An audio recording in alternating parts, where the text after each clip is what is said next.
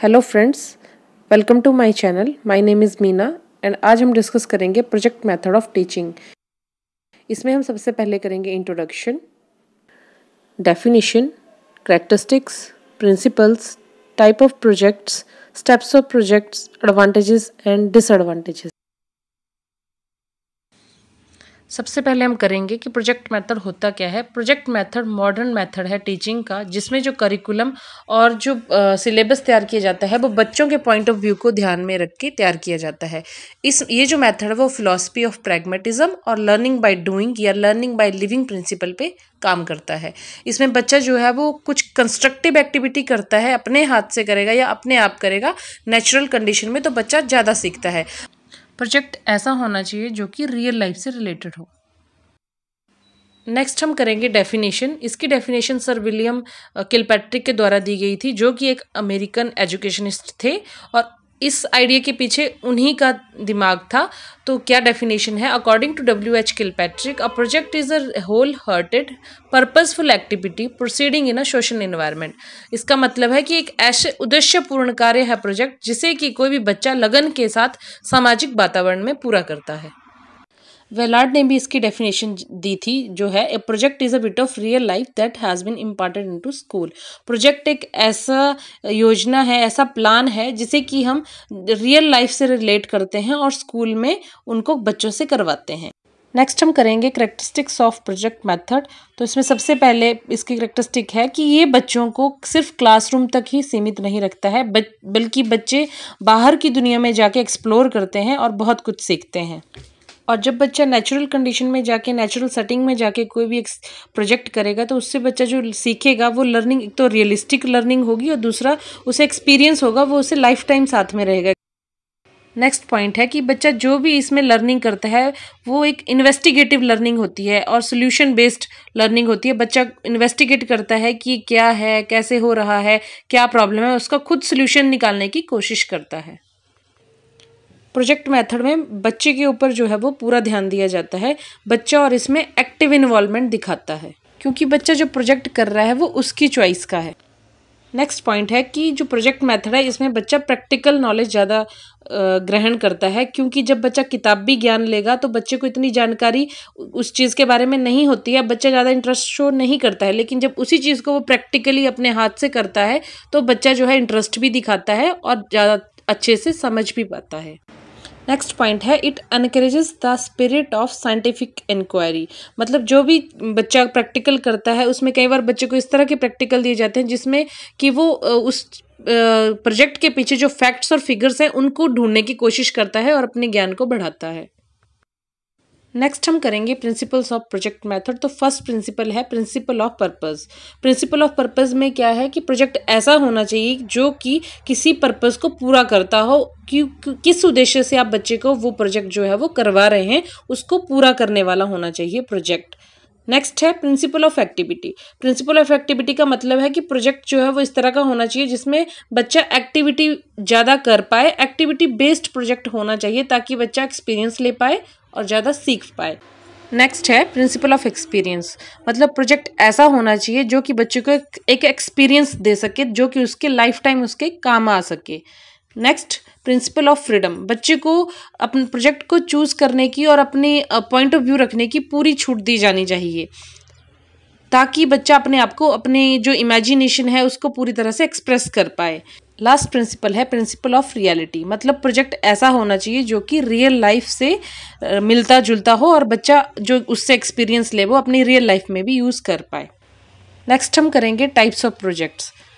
तो इसमें सबसे पहला आता है इंडिविजुअल प्रोजेक्ट। इंडिविजुअल प्रोजेक्ट वो होता है जिसे हर एक बच्चा अपने तरीके से कंप्लीट कर लेता है, अपने तरीके से करता है, अपने इमेजिनेशन पावर को शो करता है। नेक्स्ट है ग्रुप प्रोजेक्ट। ग्रुप प्रोजेक्ट में क्लास में टीचर 2 या 3 या 4 बच्चों के अलग अलग ग्रुप्स बना देती है और उन्हें वो प्रोजेक्ट जो है ग्रुप में कंप्लीट करना पड़ता है। नेक्स्ट जो प्रोजेक्ट है वो है सिंपल प्रोजेक्ट। सिंपल प्रोजेक्ट में बच्चे को एक टाइम पे एक ही काम दिया जाता है और उसी के बारे में जो प्रॉब्लम है अगर आ रही है कोई, तो उसी के बारे में बच्चा पूरी जानकारी, उस प्रोजेक्ट के बारे में पूरी जानकारी बच्चा लेता है। नेक्स्ट जो प्रोजेक्ट है वो है कॉम्प्लेक्स प्रोजेक्ट। कॉम्प्लेक्स प्रोजेक्ट में बच्चे को एक टाइम पे सिर्फ एक नहीं बल्कि एक से ज़्यादा काम पे ध्यान देना पड़ता है। उसे वेरियस सब्जेक्ट के बारे में प्रोजेक्ट प्रिपेयर करना पड़ सकता है और एक साथ जो है कई डायमेंशन से बच्चे को इन्फॉर्मेशन लेनी पड़ती है, कई एक्टिविटीज़ करनी पड़ती हैं। नेक्स्ट जो प्रोजेक्ट है that is constructive project. Constructive project में बच्चा कोई फिजिकल काम करता है, जैसे कोई लेटर राइटिंग हो गई या कोई मॉडल बनाना है या कोई डिगिंग ऑफ वेल, इस तरह के जो काम है वो किए जाते हैं कंस्ट्रक्टिव प्रोजेक्ट में। नेक्स्ट है एस्थेटिक प्रोजेक्ट, जिसमें बच्चे को अपनी आर्टिस्टिक साइड जो है वो दिखाने को मिलती है, जैसे कोई म्यूज़िक प्रोग्राम हो गया या रिसाइटेशन ऑफ पोइम हो गया। नेक्स्ट प्रोजेक्ट है प्रॉब्लमेटिक प्रोजेक्ट। प्रॉब्लमेटिक प्रोजेक्ट जो है बच्चे की इंटेलेक्चुअल पावर को बढ़ाते हैं, उसमें बच्चा किसी भी प्रॉब्लम को सॉल्व कर सकता है। नेक्स्ट है ड्रिल प्रोजेक्ट। ड्रिल प्रोजेक्ट में बच्चे की जो वर्किंग एफिशिएंसी और कैपेसिटी होती है वो बढ़ती है। इसमें बच्चे को ऐसा काम दिया जाता है जैसे ड्राइंग अ मैप या स्केच, तो उससे बच्चा जो है अपनी एफिशिएंसी को बढ़ाता है, अपनी कैपेसिटी को बढ़ाता है। नेक्स्ट हम करेंगे steps of project method. Steps of project method में पहला स्टेप है क्रिएटिंग सिचुएशन। इसमें जो टीचर है वो बच्चों के सामने सिचुएशन क्रिएट करती है, किसी को या कोई प्रॉब्लम रखती है जिसका सोल्यूशन बच्चों को निकालना है। तो टीचर कैसे स्टूडेंट के सामने सिचुएशन क्रिएट करेगी? थ्रू क्वेश्चनिंग, या स्कूल के बाहर भी ले जा सकती है अपने स्टूडेंट को सिचुएशन दिखाने के लिए, जिससे कि वो फेस टू फेस सिचुएशन को समझ पाएँ। नेक्स्ट जो है वो है सिलेक्शन ऑफ प्रॉब्लम। इसमें स्टूडेंट खुद ही सिलेक्ट करता है। स्टूडेंट को टीचर सिर्फ गाइड कर सकते हैं कि वो कौन सा प्रोजेक्ट या प्रॉब्लम सॉल्व करना चूज़ करेंगे, लेकिन टीचर बच्चों की सिर्फ हेल्प करेगी और ये इतना ध्यान रखेगी कि बच्चा जो भी प्रोजेक्ट चूज़ करे वो उस बच्चे की ज़रूरत के हिसाब से होना चाहिए। नेक्स्ट जो स्टेप है वो है प्लानिंग। एक बार जब हमने सिचुएशन क्रिएट कर दी बच्चों के सामने और बच्चों ने प्रोजेक्ट को चूज़ कर लिया, उसके बाद जो नेक्स्ट स्टेप है वो है प्लानिंग। इसमें बच्चा अपने आप ही प्लान करता है कि उसको किस तरह से उस प्रोजेक्ट को कंप्लीट करना है या उस प्रॉब्लम को किस तरह से सॉल्व करना है। नेक्स्ट है एग्जीक्यूशन। एक बार जब बच्चों को टास्क डिस्ट्रीब्यूट हो गया और उन्होंने अपने हिसाब से चुन लिया कि उन्हें कौन सा प्रोजेक्ट करना है, उसके बाद बच्चा उस पर काम करना शुरू कर देता है और सारे फैक्ट्स जो है वो कलेक्ट करते हैं बच्चे, और टीचर सिर्फ उनको सुपरवाइज करती है, उनको गाइड करती है कि क्या करना है और कैसे करना है। जो भी फैक्ट बच्चा कलेक्ट करता है उनको वो साथ साथ में लिखते भी जाते हैं कि उन्होंने क्या किया और कैसे किया। नेक्स्ट स्टेप है इवैल्यूएशन। जब बच्चा अपना काम पूरा कर लेता है उसके बाद बच्चा जिस उद्देश्य से, जिस पर्पस से बच्चे को वो प्रोजेक्ट दिया गया था, उसके साथ अपने किए हुए काम को कंपेयर खुद ही करता है पहले, कि उसने उस ऑब्जेक्टिव के अकॉर्डिंग काम किया या नहीं किया, मतलब सेल्फ इवैल्यूएशन करता है बच्चा। उसके बाद टीचर उनका इवैल्यूएशन करती है। नेक्स्ट स्टेप है रिपोर्टिंग एंड रिकॉर्डिंग। बच्चा इन 5 स्टेप में बच्चे ने जो जो किया वो सब कुछ बच्चा डिटेल में पूरा लिखता है और उन्हें एक रिकॉर्ड बना के रखता है एक बुक फॉर्म के रूप में। और जब उनका वो काम कंप्लीट हो जाता है, प्रोजेक्ट कंप्लीट हो जाता है, तो वो उसे सबमिट करवा देते हैं अपनी टीचर के पास, ताकि वो इवैल्यूएट कर पाए कि बच्चे ने प्रोजेक्ट सही किया या नहीं किया। नेक्स्ट है एडवांटेजेस ऑफ प्रोजेक्ट मेथड। तो सबसे पहले है based on law of learning. Project method जो है वो लॉ ऑफ लर्निंग पे बेस्ड होता है। इसमें 3 तरह के लॉ आते हैं। फर्स्ट है law of readiness, law of exercise and law of effect. Law of readiness में क्या होता है कि बच्चे को पहले प्रिपेयर किया जाता है कि आपने क्या काम करना है, कौन सा प्रोजेक्ट करना है। इसमें ये जो लॉ होता है वो सेकंड फेज ऑफ प्रोजेक्ट में यूज़ किया जाता है।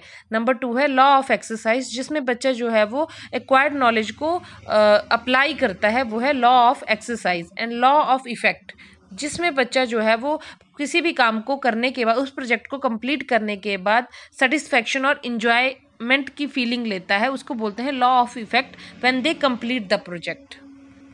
नेक्स्ट है related to real life. Project ऐसा होना चाहिए जो रियल लाइफ से रिलेटेड हो। उससे क्या होगा, जो एजुकेशन है, जो शिक्षा बच्चा ले रहा है, वो मीनिंगफुल और पर्पसफुल हो जाती है। और जब बच्चा रियल लाइफ प्रॉब्लम प्रैक्टिकली करता है तो वो आगे फ्यूचर में जो सिचुएशंस बच्चे के सामने आती हैं उनको फेस इजीली कर पाता है और एक सक्सेसफुल सोशल और इंजॉयबल लाइफ जो है वो जी सकता है।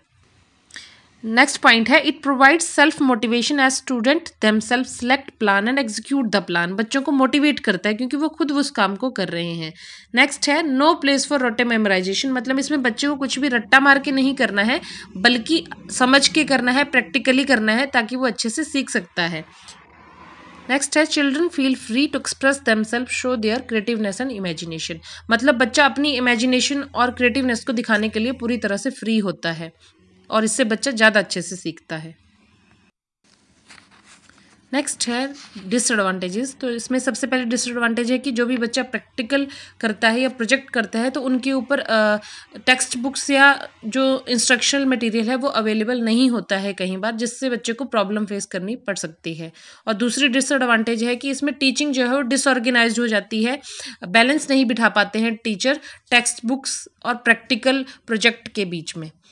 एंड थर्ड डिसएडवांटेज है कॉस्टली। ये थोड़ा सा कॉस्टली हो जाता है क्योंकि कई बार बच्चों को बाहर भी ले जाना पड़ता है और टीचर और स्कूल के लिए ये बहुत ज़्यादा कॉस्टली हो जाता है। Next, waste of time. कई बार बच्चों को इस तरह के प्रोजेक्ट दे दिए जाते हैं जो कि उनसे उनकी स्टडी से रिलेटेड नहीं होते हैं और उससे कई बार बच्चों का टाइम जो है वो वेस्ट होता है।